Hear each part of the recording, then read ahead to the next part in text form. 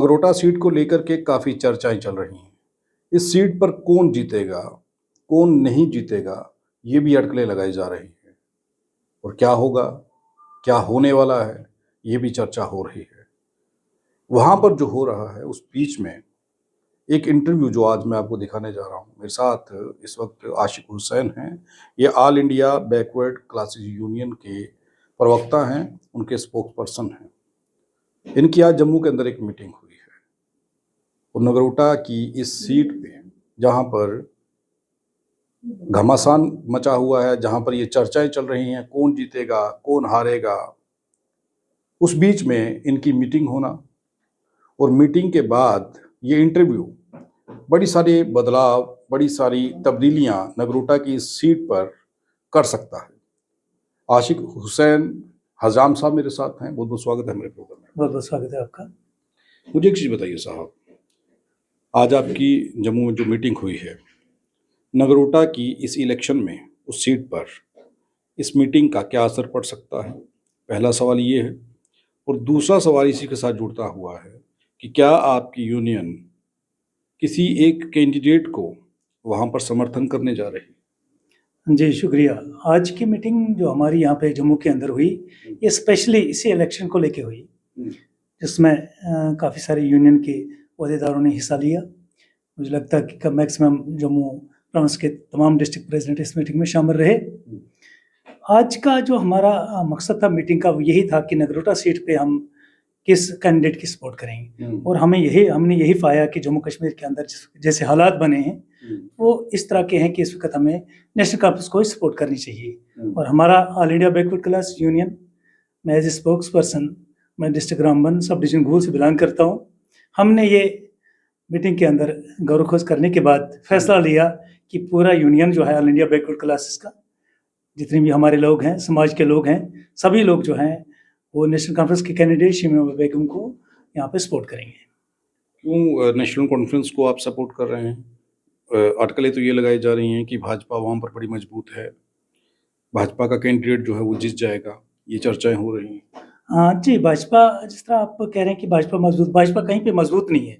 भाजपा को मजबूत करने वाला हमारा समाज है। ओबीसी, एसटी एंड एससी जो समाज है, जो पिछड़ा हुआ तबका है, यही हर जगह इसको सपोर्ट करता है। क्योंकि हमारे प्राइम मिनिस्टर ने कहा कि मैं ओबीसी समाज से ताल्लुक़ रखता हूँ, तो इस बहकावे में आके पूरे जम्मू कश्मीर के अंदर जो है ओबीसी समाज एक पागलपन में आके सपोर्ट किया। लेकिन जो उन्होंने वादे किए, रिजर्वेशन का वादा किया जम्मू कश्मीर के अंदर, सिर्फ वादा किया तो कहीं रिजर्वेशन का नामो निशान नहीं है। तो इसी सिलसिले में फिर एक उन्होंने वादा किया कि हम राज्यसभा के अंदर ओबीसी के किसी एक फर्द को ले लेंगे। लेकिन बदकिस्मती है, राज्यसभा के अंदर को छोड़ के असेंबली के अंदर भी हमें कहीं पे टिकट नहीं मिली। तो इस कारण हमने ये फैसला कर लिया कि हमारा मन बन गया, हमारे समाज का मन बन गया कि हम आज की सपोर्ट जो है पूरी और पूरी जोश खरोश के साथ हम नेशनल कॉन्फ्रेंस के कैंडिडेट को नगरोटा सीट पे सपोर्ट करेंगे। नहीं, मेरा सवाल ये है जो मैंने पूछा आपसे कि नेशनल कॉन्फ्रेंस ही क्यों? क्या सिर्फ इतनी सी बात थी कि भाजपा ने राज्यसभा में आपका कोई मेंबर नहीं लिया, यही एक परेशानी थी, या मसला कुछ और भी है?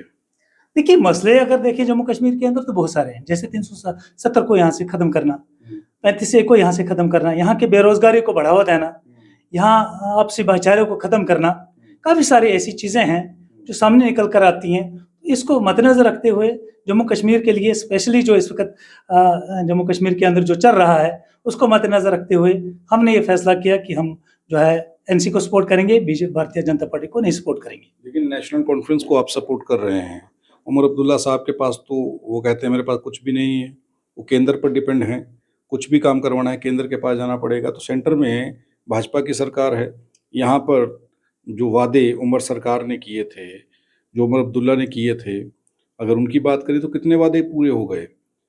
काम के नाम पर तो कुछ हुआ नहीं, हालात तो वैसे के वैसे ही हैं।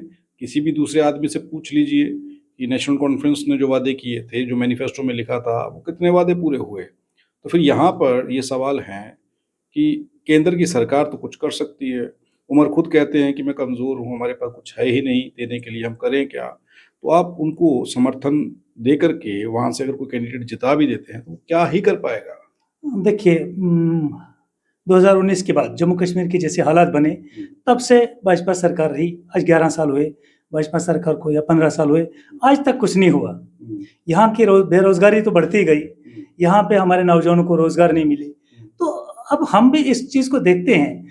उमर साहब की सरकार जो अभी 1 साल पूरा नहीं हुआ, तो अगर 11 साल एक सरकार केंद्र में रह के जम्मू कश्मीर के नौजवानों को रोजगार नहीं दे सकती है, तो 1 साल में उमर साहब यूटी के अंदर हैं, कोशिश कर रहे हैं कि वो आगे कुछ कर पाएँ।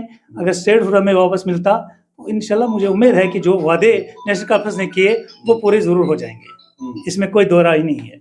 आपको लगता है कि उमर अब्दुल्ला सरकार जो वादे किए हैं वो 5 साल में पूरे कर पाएगी?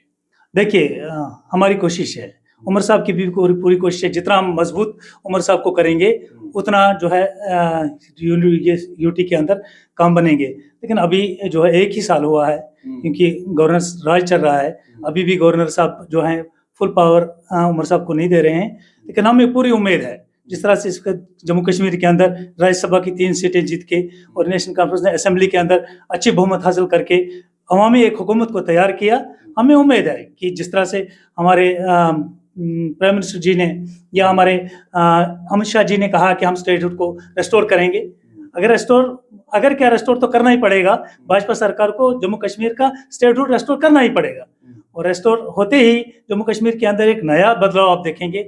यहाँ बेरोजगारी को खत्म किया जाएगा, यहाँ पे रोजगार दिया जाएगा, यहाँ पे बाकी सब चीजें जो है फिर से स्टेबल हो जाएंगी जिस तरह की पहले स्टेट में हुआ करती थी। लेकिन एलजी साहब तो कहते हैं मेरे पास तो सिर्फ पुलिस है, बाकी सब कुछ तो उमर साहब के पास है। फिर भी उमर साहब क्या कर पाए? डेली वेजर्स जो हैं वो कहाँ परमानेंट हो गए? बड़े सारे मुद्दे हैं, अगर इस पर चर्चा करने लगे तो 2 घंटे 3 घंटे का इंटरव्यू चल जाएगा। देखिए, डेली वेजर्स आज से परेशानी है। डेली वेजर्स तो पिछले 15 सालों से परेशान है। पहले भी तो नेशनल कॉन्फ्रेंस की सरकार रही है, उससे पहले ये तो लंबे समय से कई तो रिटायर हो गए डेली वेजर ही रह करके, परमानेंट ही नहीं हो पाए, तब भी नहीं हुए, तो अब हो जाएंगे क्या?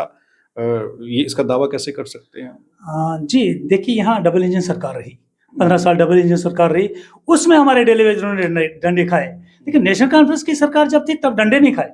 ठीक है, परमिट नहीं हुए, बात की बात है, लेकिन जब डबल इंजन की सरकार थी तो उस वक्त हमारे डेलीवेजर्स को जेलों में भरा गया, उस वक्त हमें नौजवानों को मारा पीटा गया। हम उम्मीद रखते हैं कि हमारा स्टेटहुड रेस्टोर होने के बाद यहाँ की सब हालात जो ठीक हो जाएंगे, इंशाल्लाह डेलीवेजरों को भी अपना हक जो वो मिलेगा, क्योंकि जो भी स्टेट का जितना भी पैसा था या जितना भी स्टेट के कानून थे वो इस वक्त सेंटर के अंदर हैं।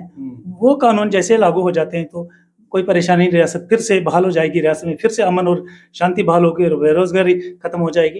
एक सवाल तो ये भी उठता है, आप कह रहे हैं कि राज्यसभा में और असेंबली के लिए कोई भी सीट जो है वो भाजपा ने आपके लोगों को नहीं दी, SC ST OBC की आप बात कर रहे हैं। लेकिन आप ये बताइए कि नेशनल कॉन्फ्रेंस ने क्या राज्यसभा में किसी OBC को लाया है? किसी OBC को कैंडिडेट उतारा, उसे जिताया? उनकी ओर से बता दीजिए ना, उन्होंने भी तो नहीं दिया आपका, या दिया है? बिल्कुल, आपकी बात सही है। ये जो रिजर्वेशन कैटेगरीज हैं, ST SC एंड OBCs, खासकर OBCs को पूरे मुल्क में ही और जम्मू कश्मीर में खासकर दबाया गया है, इसमें कोई दो राय नहीं है। लेकिन सरकार तो नेशनल कॉन्फ्रेंस, बिल्कुल बिल्कुल, सरकार चाहे नेशनल कॉन्फ्रेंस की हो या कांग्रेस की हो, पिछली सरकारों ने भी हमारा हक दबाया है।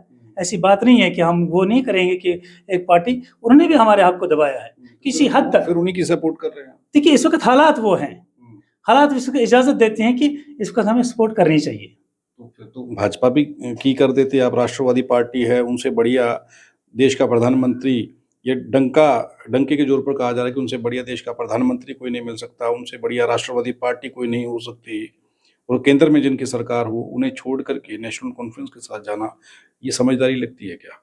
देखिए, ये हमारे लिए ये समझदारी है, क्योंकि हमने देखा जिस तरह से हमारे साथ वादे किए गए, बड़े बड़े मंचों पे बोला गया कि हम OBC वाले हैं, हम जम्मू कश्मीर के अंदर OBC को 27% रिजर्वेशन देंगे, हम ये करेंगे वो करेंगे। हम 10 साल 11 साल देखते हुए, लेकिन आज तक हमारी बात ना कहीं उठी, ना किसी भी जगह हमारी बात कोई नहीं करता है। तो ये एक सीट पे जो है हम इसको सपोर्ट करें, हमने भाजपा को भी सपोर्ट की। ये जो सीटें यहाँ से वो लिए, 28 सीटें जो लिए, तो जम्मू कश्मीर की OBCs की मेहरबानी से वो लगे। OBCs ST, अगर ये तबका इनको वोट नहीं देता तो ये मजाल नहीं थी कि 28 सीटें यहाँ लेते, 5 या 4 सीटों पे रह जाते। ये OBCs STs एससीज की मेहरबानी है कि जिन्होंने भाजपा को यहाँ से 28 सीटें दी। हर इलाके के अंदर आप जाइए, हमारी आप पॉपुलेशन को देखिए, हम तो इनसे कह रहे हैं यहाँ पे जनगणना करवाइए, ओबीसी की जनगणना की जाए तो पता चलेगा खुद ही कि यहाँ जिताता कौन है और हराता कौन है। ये तो सीधी सी बात जिस सीट की आप बात कर रहे हैं, आपको नहीं लगता है कि अब SC ST OBC भाजपा की वो भी सीट जिता देंगे नगरोटा में? हाँ, देखिए हमारी कोशिश है, हमारी पूरी कोशिश है कि अपने इस समाज को समझाने की हम पूरी कोशिश करेंगे, पूरी कैंपेन में हिस्सा लेंगे अपने समाज को समझाने के लिए। उसके बाद फिर आगे उनकी मर्जी है, लेकिन हमारा जो हम पे जो कर्तव्य है, जो हमें बनता है एज पर स्पोक्स पर्सन, मैं ये बात कह रहा हूँ, एक जिम्मेवारी से मैं बात कह रहा हूँ कि मेरी कोशिश है कि मैं पूरे समाज को इस बारे में अवेयरनेस करूँ कि आज का वोट जो है नेशनल कॉन्फ्रेंस के नेशनल कॉन्फ्रेंस की उम्मीदवार हैं जो नगरोटा सीट पर इस बार इलेक्शन लड़ रही हैं। भाजपा के साथ कांटे की टक्कर है, बड़ा घमासान है वहाँ पर, और सबकी नज़रें उस सीट पर बनी हुई हैं। कैसे जिता पाएंगे उनको? क्या रणनीति बनाई है आप लोगों ने? क्या कैंपेन करेंगे वहाँ जा कर के? लोगों से मिलेंगे वहाँ जा कर के? किस तरीके से उनकी मदद करेंगे कि वो इस इलेक्शन को जीत पाएँ? क्योंकि दूसरी ओर जो भाजपा का कैंडिडेट है, ना पैसे की कमी है, ना पावर की कमी है, सब कुछ उनके पास है। जो आपकी कैंडिडेट हैं, क्या उन्हें जीतने के लिए कोई रणनीति आपकी क्या रहेगी? मुझे इकबाल साहब का एक शेर याद आ गया, न समझोगे तो न पाओगे, आखिर मिट जाओगे हिंदुस्तान वालों, तुम्हारी दास्तान तक न रहेगी दास्तानों में। हमारी कोशिश है कि पूरी कोशिश हमारी है कि हम वहाँ से नेशनल कॉन्फ्रेंस के कैंडिडेट को जिताएंगे और भारी बहुमत से जिताएंगे। ये हमें पूरा विश्वास है, भरोसा है। मजहब नहीं सिखाता आपस में बैर रखना, हिंदी हम वतन है हिंदुस्तान हमारा। इंशाल्लाह मुझे उम्मीद है कि हम वो सीट जीतेंगे। बहुत बहुत धन्यवाद आशिक हुसैन साहब हमारे साथ बात करने के लिए। तो आशिक हुसैन साहब all India backward classes union के स्पोक्स पर्सन हैं, उनके वक्ता हैं, और ये हमारे साथ बात करने के लिए इस वक्त हमारे स्टूडियो में पहुंचे थे। इनका ये दावा है कि नेशनल कॉन्फ्रेंस की जो कैंडिडेट हैं नगरोटा सीट से वो जीत रही हैं और ये जिताएंगे। बाकी उसके बाद समाज का समर्थन किस तरीके का समर्थन देता है, SC ST OBC समाज के लोग नेशनल कॉन्फ्रेंस को कितना पसंद करते हैं, क्या भाजपा को टक्कर दे पाएंगे